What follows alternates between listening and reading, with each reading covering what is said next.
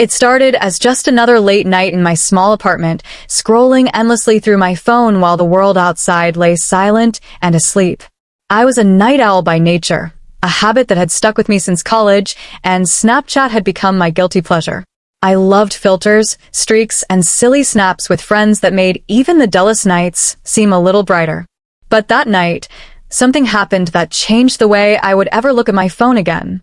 Something so terrifying, it made me fear every single notification that lit up my screen. I remember sitting cross-legged on my bed, the soft hum of my fan filling the silence of my room.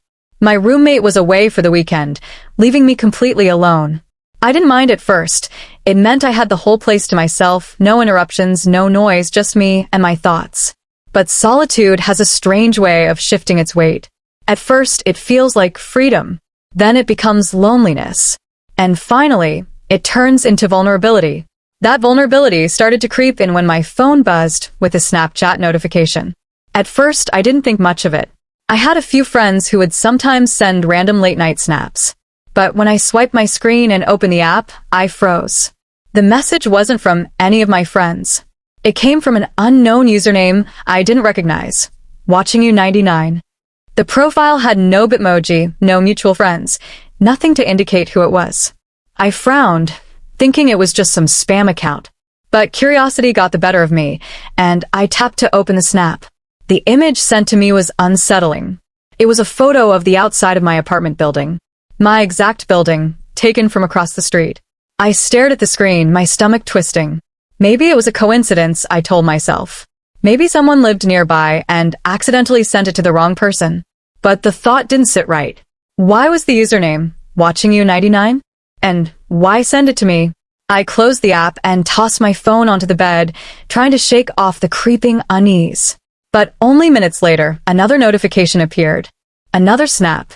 My hand shook slightly as I picked up the phone and opened it. This time, the photo was closer. It was my apartment window. The caption written across the image said, "Nice lights. Looks cozy inside." My throat went dry. My bedroom light was on, the curtains only half drawn. Whoever it was could see straight into my room. I jumped from my bed and yanked the curtains shut, my heart racing. I wanted to believe it was a prank, maybe one of my friends messing with me. But deep down, I knew none of them would go this far. Another snap came through almost instantly. I didn't want to open it, but I couldn't stop myself. My thumb hovered for a second before the image appeared. This time, it wasn't just my window. It was me, sitting on the bed, just moments before I had jumped up. The photo was taken from outside, zoomed in through the glass. My pulse hammered in my ears. Someone was out there, right outside my apartment. I backed away from the window, clutching my phone like it was a lifeline.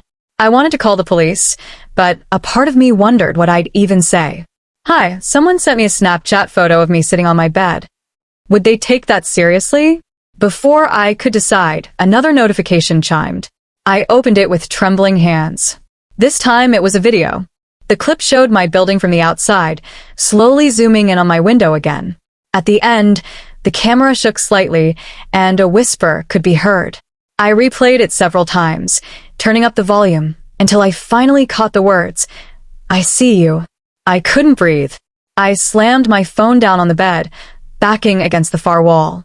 My apartment suddenly felt smaller, darker, suffocating. I turned off the lights, thinking maybe if the room was dark, they couldn't see me anymore. But the darkness only made it worse. I sat there, heart pounding, staring at my phone screen, waiting for the next snap. And it came.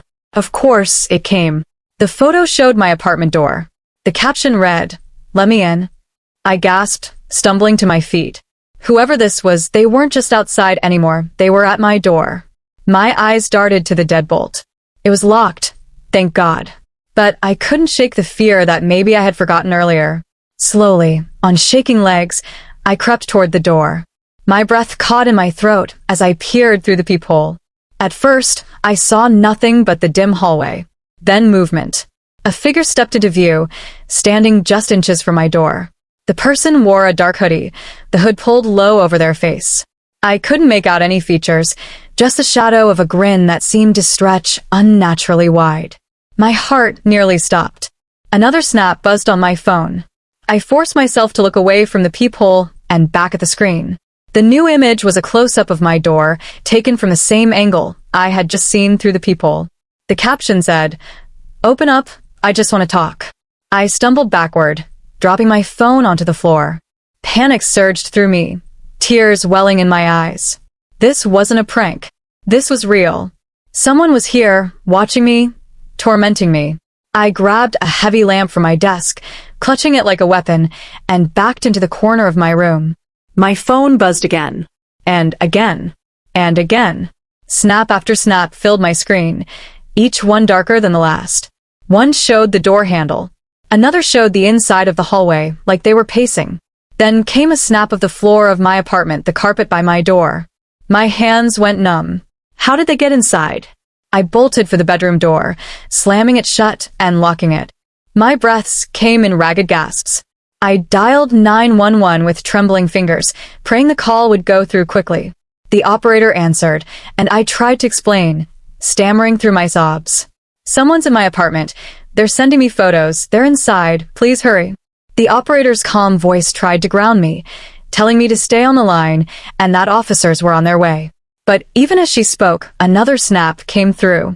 Against every instinct screaming at me not to, I opened it. The photo showed my bedroom door. The caption read, "You can't hide." I screamed, dropping the phone. My body shook violently as I backed away, clutching the lamp tighter. I could hear faint footsteps outside my door now. Slow, deliberate, pacing back and forth. Then silence. That silence was somehow worse than the footsteps themselves. Time seemed to stretch endlessly as I waited, tears streaking down my cheeks, whispering prayers under my breath. Finally, the sound of heavy boots thundered in the hallway outside. The police. They shouted, banging on the apartment door. I sprinted to the bedroom window and peered out, seeing the flashing red and blue lights below. Relief surged through me, but it was short-lived. My bedroom door creaked. Slowly, inexorably. It opened an inch, then another. I raised the lamp, ready to swing, but the police burst in before anything could happen. They stormed my apartment, weapons drawn, searching every corner.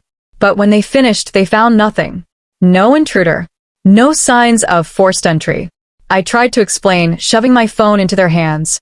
But when I opened Snapchat to show them the photos, they were gone. Every single one had vanished, like they had never existed at all. My heart sank as the officers exchanged skeptical glances. They told me it was probably a hacker, someone playing a cruel prank online. But I knew better. That night, I didn't sleep. I sat awake, staring at my locked door, jumping at every shadow. The memory of that hooded figure outside my peephole haunted me, burned into my brain. Days passed, and I deleted Snapchat, terrified of ever using it again.